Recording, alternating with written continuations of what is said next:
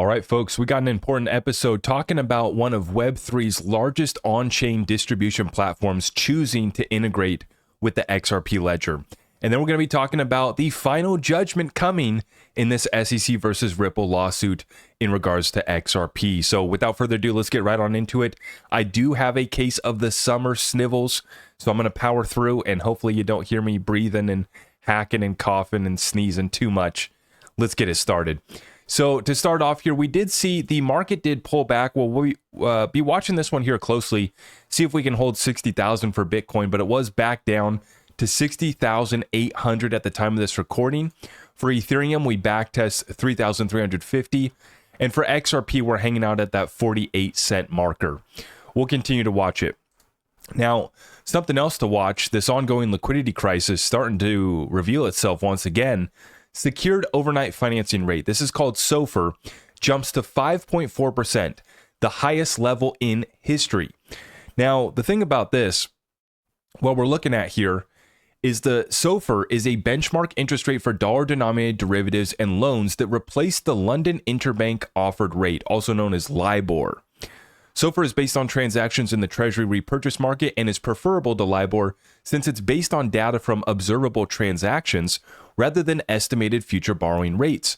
While SOFR became the benchmark rate for dollar-denominated derivatives and loans, other countries have sought their own alternative rates, such as SONIA and Ionia. Now, the point that I want to get across here is that this ongoing debt, currency, and liquidity crisis is not over. In fact, it's starting to accelerate here. This is a big flashing warning sign of our banking system, because I'm going to simplify this for you guys. Just like when you go to get a loan on a home, you got your mortgage interest rate. When you go to buy a car, right, you got your interest rate. Well, what this interest rate is basically overnight lending between the banks. This is how the banks cover their butts, is they give each other short-term loans. And so this is, you've heard of the repo market, and we've talked about that in the past too. But this SOFR rate spiking to the highest level that's ever been recorded is showing us that this liquidity crisis is far from over. And so how do we prepare? What do we do? Well, I can't give you financial advice, but what I'm doing is I'm moving to assets with no counterparty risk. And that includes my silver in my vault. That includes my XRP in my cold storage. That includes my cash, right? That includes my garden. That's some utility with no counterparty risk. Well, actually, the deer did come in and absolutely obliterate my strawberries. I was very sad about that. So, there is a few things that we have to defend against. Those dang deer got at my strawberries. But anyways, utility with no counterparty risk is what I've been talking about, and we're seeing it right now. Gold and silver prices are fading during the summer, and physical sales have plummeted in the United States. The West is sleeping on precious metals, gold and silver. Meanwhile, China and the East are buying all they can get per the gold flows. While will Americans wake up and buy them before the next crash cycle makes them too expensive? And that's the thing. For gold, I mean, it's already entered a new reality. For silver, we're waiting for it to play catch up. But the point remains, you're seeing countries outside of the U.S., outside the Western world, that are just loading up on as much gold and silver as they can get. India buying more gold in the first 4 months of this year than they did all of last year. There's silver imports off the records. And so, once again, with this ongoing debt, currency, and liquidity crisis, I'm going to, watch with my popcorn. That's some utility with no counterparty risk, is the popcorn that I got. And next to my popcorn, I got my silver, I got my cash, I got my XRP, and I'm going to pray because it's getting ugly out there. And if you guys are looking to get precious metals, you know where to find it. It's at my website, ZachRector.com. We can get it delivered to your doorstep or roll over the 401k. Let us know how we can help you. Now, in regards to Tether, let's talk about it. From Boring Sleuth. Tether, and he says, don't you all understand yet? Don't you get it? Tether dumps Bitcoins and Ethereum to keep up the peg. Sometimes they will print Tethers just to front run their own dumping of ETH and Bitcoin. They've been allowed to do this because agencies within our government are corrupt and it impacts their own wealth. They know how the game is working and they know it's the bomb that will detonate our financial system with the goal of upending the US dollar.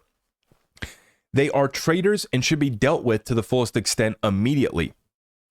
Now, I do agree with Boring Sleuth in this regard. I think that it's almost as if we've talked about this in the past, right?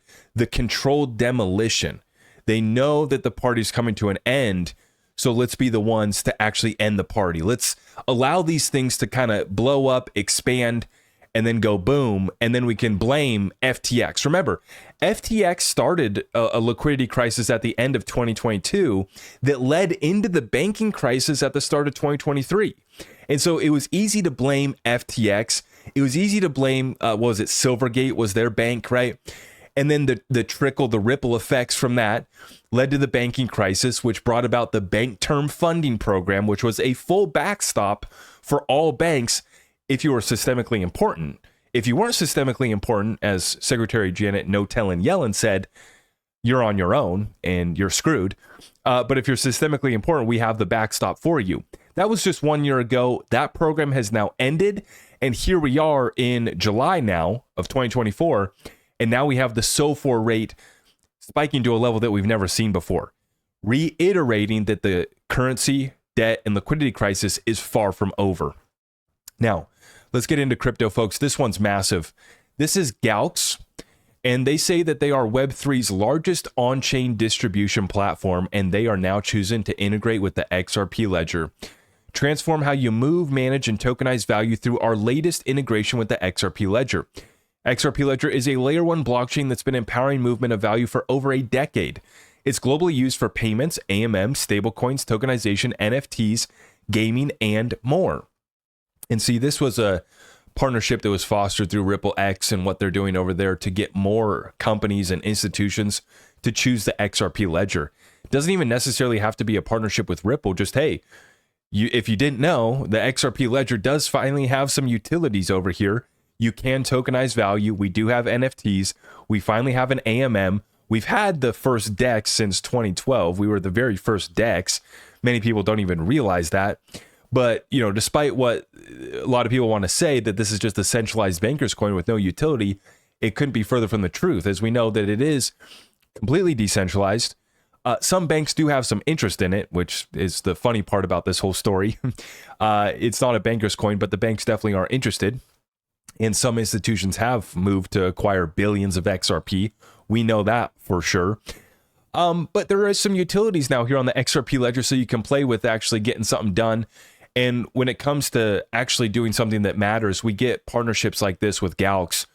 Like I said, they tout as the Web3's largest on-chain distribution platform, and we just love to see it. We need more legitimate issuers helping others. And this is what this sounds like to me, is that this company will help others tokenize value on the XRP ledger. And that's important because we don't want Ripple to be the only issuer. Obviously, there's thousands of other issuers on the XRP ledger, but we need more respectable issuers who can tokenize real world assets on the XRP ledger, bringing that access to our community, our ecosystem. That's what we're looking for. So a massive integration and announcement just made here today. Now let's talk about this final judgment in the SEC versus Ripple lawsuit. So what came out here today was Ripple making this motion right here, filing a notice of supplemental authority relevant to its opposition to the SEC's pending motion for remedies and entry of final judgment. And that right there is the part that got everybody excited. The XRP hype train got fired up. Everybody was highlighting that final judgment part, getting all excited. And then we had yesterday was, of course, the escrow unlock on the first of every month. And so we had the likes of Mario Nafal on Twitter with his millions of followers. He posted, "Is a settlement coming? Ripple moves over 1 billion XRP," and he shares some Coinpedia article. And it's like, man, for me, the biggest takeaway from that is if the largest influencers, quote unquote, influencers in this space still don't know what the XRP escrow is and how much of a strategic weapon that is for Ripple, that's how early we are. That's how silly, and some might say stupid, this space is. They don't even know what the, they don't even know what the escrow is. They don't understand its purpose. They don't understand how Ripple has been a responsible custodian of the reserve currency of the new financial system, right? They're finally just getting caught up to speed, and they're asking, oh, is a settlement going to occur? There's not going to be a settlement. But this is where it is worthy of a little bit of XRP hype, because I'll tell you what, The final judgment is coming, guys. We are so close to getting this ruling from Judge Torres, and this case is over, barring any sort of appeal. But what Ripple filed here today, this is important, because if they do want to appeal, they'll be able to use what they filed here today as further backing for their case. From Ashley Prosper here. Clever old Ripple to include the Binance decision as supplemental authority. If they decide to appeal, they can refer to this decision and possibly revive the fair notice defense, which, if accepted, would stop the SEC in its tracks. And so this is the Binance ruling, once again, that we just got from Judge Jackson, that said that Binance was not, BNB was not a security. And the secondary sales were not unregistered securities. And in her ruling, she actually cited Judge Torres' XRP in and of itself not being a security. So they cited the XRP ruling, and now Ripple is citing that ruling as supplemental authority, saying, hey, look at this judge. This judge agrees with what Judge Torres already decided. And so you guys were correct in that decision, and now they could potentially use this in an appeal on fair notice defense as well. So this might not be the end of the case, right? Even though we're waiting for the final judgment, it is coming within the next few months, most likely. Like, we're already in July. And so by most of our expectations, we were predicting July, August, September, sometime here in the next few months. It's on the judge's docket.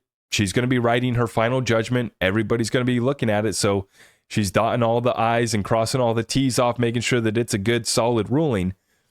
And this could potentially give Ripple a green light on on-demand liquidity as well. If she says ODL sales are good to go, we could effectively get that green light here in this final judgment ruling.